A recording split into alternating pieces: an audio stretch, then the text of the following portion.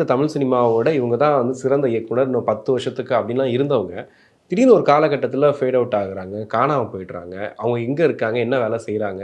எப்படி போயிட்டுருக்கு? எல்லாமே வந்துட்டு அப்படியே ஃபேட் அவுட் ஆயிட்டு இருக்கு. அதில குறிப்பா இப்ப பேரரசு போன்றவங்கலாம் எடுத்துக்கிட்டீங்க அப்படின்னா, இப்ப மேடைகள்ல பார்க்குறோம் அவர. ஆனா திரும்ப ஒரு இயக்குனரா பணியாற்றுவாரான்னு கேட்டா, அந்த மாரி ஐடியா எதுவுமே இருக்க மாரி தெரியல இப்ப வரைக்கும். இல்ல அவங்க ஒர்க் பண்ண ரெடியா இருக்காங்க.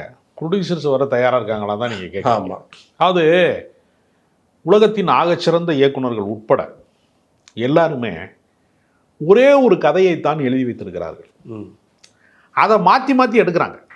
இங்கே பாலு மகேந்திரா படங்கள் எல்லாவற்றையும் நீங்கள் பார்த்தீங்கன்னா, ரெட்டைவால் குருவி, சதி லீலாவதி எல்லாவற்றிலையுமே நீங்கள் பார்த்தீங்கன்னா, நீங்கள் அடிப்படை ஒன்றா தான் இருக்கும்.